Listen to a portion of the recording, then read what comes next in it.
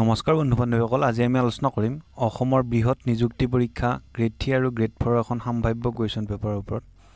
যদিহে আপুনি আমাৰ চেনেললৈ প্ৰথমবাৰ ভিজিট কৰিছে তেনেহ'লে ভিডিঅ'টো এটা লাইক কৰি চেনেলটো ছাবস্ক্ৰাইব কৰি ৰাখিবা আগলৈ এনে ধৰণৰ ভিডিঅ' পাই থাকিবৰ বাবে।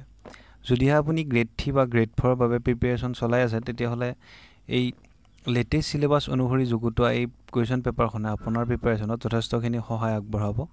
বলক এতিয়া আমি ভিডিঅ'টো আৰম্ভ কৰোঁ। The earliest Indus Valley city discovered was first option দিয়া আছে হৰপ্পা, অপশ্যন বি দিয়া আছে মহেঞ্জোদাৰো, অপশ্যন সি দিয়া আছে লোথাল আৰু অপশ্যন ডি ৰাজগিৰি। শুদ্ধ উত্তৰ হ'ব অপশ্যন নম্বৰ এ হৰপ্পা। হৰপ্পা সভ্যতা হৈছে হিন্দু সভ্যতাৰ প্ৰথম আৱিষ্কাৰ আৰু 1921 চনত দয়াৰাম সাহানীয়ে এই হৰপ্পা সভ্যতাৰ আৱিষ্কাৰ কৰিছিলে। নেক্সট কুৱেশ্যন দিয়া আছে which of the following state does not share boundary with Assam. তলৰ কোনখন ৰাজ্যই অসমৰ সৈতে সীমাৰ ভাগ বতৰা নকৰা বুলি কৈছে। অপশ্যন নম্বৰ এ দিয়া আছে Arunachal Pradesh, option B Sikkim, option C Meghalaya আৰু অপশ্যন ডি ত্ৰিপুৰা।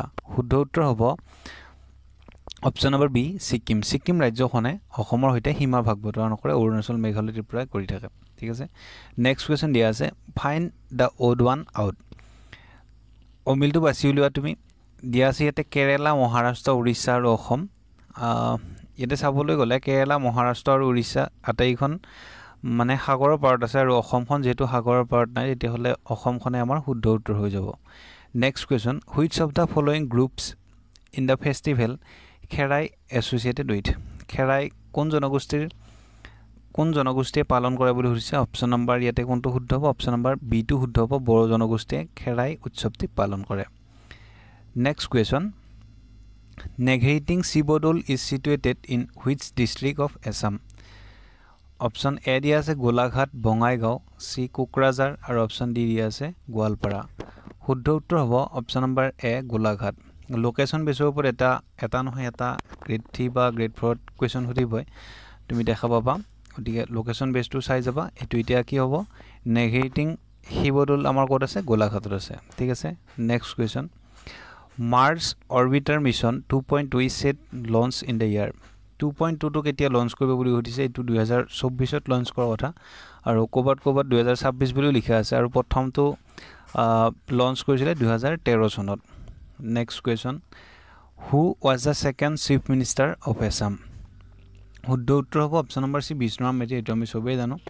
আৰু প্ৰথম কোন আছিলে চিফ মিনিষ্টাৰ? প্ৰথম আছিলে গোপীনাথ বৰদলৈ। গো বিভীম বুলি মনত ৰাখিব, গো বিভীম। বিষ্ণুৰাম মেধি দ্বিতীয়, গোপীনাথ বৰদলৈ প্ৰথম, বিমলা প্ৰসাদ চলিহা তোমাৰ থাৰ্ড হ'ব আৰু গো বিভীম মৰে চতুৰ্থজন নহওঁতেই বাৰু হ'লেও গো বিভীম মৰে অহা শুদ্ধ উত্তৰ হ'ব চতুৰ্থজন হ'লে। নেক্সট কুৱেশ্যন দিয়া আছে the word swaraj was first used by. স্বৰাজ শব্দটি প্ৰথমতে কোনে ব্যৱহাৰ কৰিছিলে বুলি সুধিছে। অপশ্যন নম্বৰ এ দিয়া আছে মহাত্মা গান্ধী, অপশ্যন বি সুভাষ চন্দ্ৰ বোস, অপশ্যন চি বাল গংগাধৰ তিলক আৰু অপশ্যন ডি দয়াৰাম সাহানী। শুদ্ধ উত্তৰ হ'ব option number D Dayaram Sahni. Swaraj শব্দটি প্ৰথমতে দয়াৰাম সাহানীয়ে ইউজ কৰিছিলে আৰু দয়ানন্দ সৰস্বতীয়ে ইউজ কৰিছিলে। আৰু দয়ানন্দ সৰস্বতী কোন আছিলে? আৰ্য সমাজৰ প্ৰতিষ্ঠাপক। 1872 চনত আৰ্য সমাজ প্ৰতিষ্ঠা কৰিছিলে। আহিব পাৰে আৰ্য সমাজ কোনে প্ৰতিষ্ঠা কৰিছিলে বুলি। 1872 চন। আৰ পিছত দা আহিব আৰু বৰ পিছত ৰ আহিব, মানে ব্ৰহ্ম সমাজ, ৰাজা ৰামমোহন ৰায় বুলি। সেইটো মনত ৰাখিব, সেইটোও ইম্পৰ্টেণ্ট হয়। এইকেইটা কুৱেশ্যনে মানে ঘূৰাই এইকেইটাকে সুধি থাকে। ঠিক আছে, মনত ৰাখিবা। নেক্সট কুৱেশ্যন দিয়া আছে the battle of Panipat was fought in the the ইয়াৰ। কেতিয়া পানিপথৰ তৃতীয়খন যুদ্ধ লাগিছিলে বুলি কৈছে। শুদ্ধ উত্তৰ কোনটো হ'ব? শুদ্ধ উত্তৰ হ'ব অপশ্যন নম্বৰ ডি 1761। ঠিক আছে, next question হোৱেৰ is the headquarter of international court of justice located. আন্তঃৰাষ্ট্ৰীয় ন্যায়ালয়ৰ হেডকোৱাৰ্টাৰ ক'ত আছে বুলি হৈছে। শুদ্ধ উত্তৰ হ'ব অপশ্যন নম্বৰ চি নেদাৰলেণ্ডত। নেদাৰলেণ্ডৰ হাগ নামে ঠাইত আন্তঃৰাষ্ট্ৰীয় ন্যায়ালয়ৰ হেডকোৱাৰ্টাৰ অৱস্থিত। ঠিক আছে, next question who is the real executive in the Indian political system. ঠিক আছে, প্ৰকৃত কাৰ্যপালিকা কোন বুলি কৈছে ভাৰতবৰ্ষৰ? প্ৰকৃত কাৰ্যপালিকা হ'ল আমাৰ প্ৰধানমন্ত্ৰী। কোনটো উত্তৰ শুদ্ধ হ'ব? অপশ্যন নম্বৰ এটো আমাৰ শুদ্ধ হৈ যাব। ঠিক আছে, নেক্সট কুৱেশ্যন ৰাউলাট এক্টৰ কথা সুধিছে। ৰাউলাট এক্ট 1919ত হৈছিলে, 1919 চনত। অপশ্যন নম্বৰ বিটো আমাৰ শুদ্ধ হৈ যাব। ঠিক আছে, next question who was the first Assamese to be the chief justice of India. Chief justice of India মানে সুপ্ৰিম কোৰ্ট হ'ব তেতিয়াহ'লে শুদ্ধ উত্তৰ কোনটো হ'ব গোপীনাথ বৰদলৈ ৰঞ্জন গগৈ বিশাখা দত্ত আৰু কেশৱ নন্দন ভাৰতী শুদ্ধ উত্তৰ হ'ব অপশ্যন নম্বৰ বি টো আমাৰ Ranjan Gogoi chief justice of India অসমৰ পৰা এজনে হৈছে তোমাৰ ৰঞ্জন গগৈ ঠিক আছে next question 9th schedule was added in the Indian Constitution according to the which constitutional amendment শুদ্ধ উত্তৰ কোনটো হ'ব শুদ্ধ উত্তৰটো হ'ব আমাৰ ফাৰ্ষ্ট এমেণ্ডমেণ্টতে হৈছিলে 9th schedule টো গতিকে আমাৰ অপশ্যন নম্বৰ এ টো শুদ্ধ হ'ব first amendment next question which of the following viceroy is called as the father of Commonwealth electoral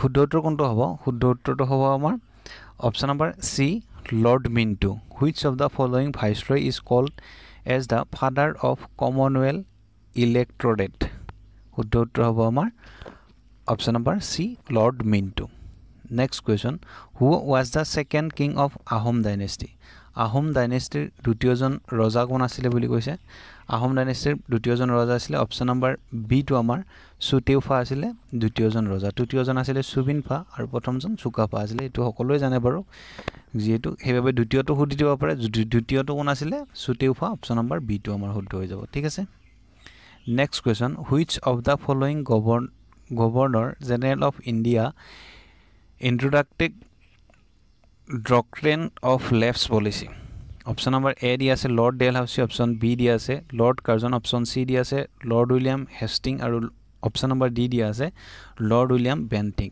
শুদ্ধ উত্তৰ যেটা আমাৰ শৰ্ত বিলুপ নীতিৰ কথা কৈছে শুদ্ধ উত্তৰ হ'ব অপশ্যন নম্বৰ এ লৰ্ড ডেলহাউসি ঠিক আছে next question article 16 of Indian Constitution is related to শুদ্ধ উত্তৰ হ'ব অপশ্যন নম্বৰ এ পাব্লিক এমপ্লয়মেন্ট ডাইৰেক্ট তোমাক আৰ্টিকল 16 ত কোনটো দিয়া আছে বুলি কৈছে কিহৰ লগত সম্পৰ্কিত কৰিছে তোমাক অপশ্যন নম্বৰ এ টো শুদ্ধ হ'ব আমাৰ public employment next question Yellowstone National Park is located in এখন কোড আছে আমাৰ অপশ্যন নম্বৰ এ টো শুদ্ধ হ'ব আমাৰ আমেৰিকাত আছে USA ঠিক আছে next question which of the following was the first metal used by men কোনটো মেটেল মানুহে প্ৰথমতে ব্যৱহাৰ কৰিছিল এলুমিনিয়াম কপাৰ আইৰন সিলভাৰ শুদ্ধ উত্তৰ হ'ব অপশ্যন নম্বৰ বি কপাৰটো ব্যৱহাৰ কৰিছিল প্ৰথমতে 20 নম্বৰ বি টো শুদ্ধ উত্তৰ হ'ব ঠিক আছে next question which of the following color is not present